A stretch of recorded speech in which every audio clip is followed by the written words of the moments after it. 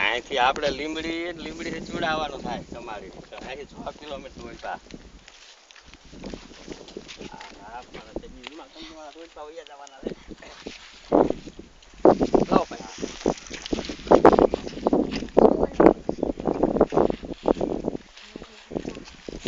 હવે અહીંથી લેવાનું લઈ લેજો એટલે આપણે પ્લોટ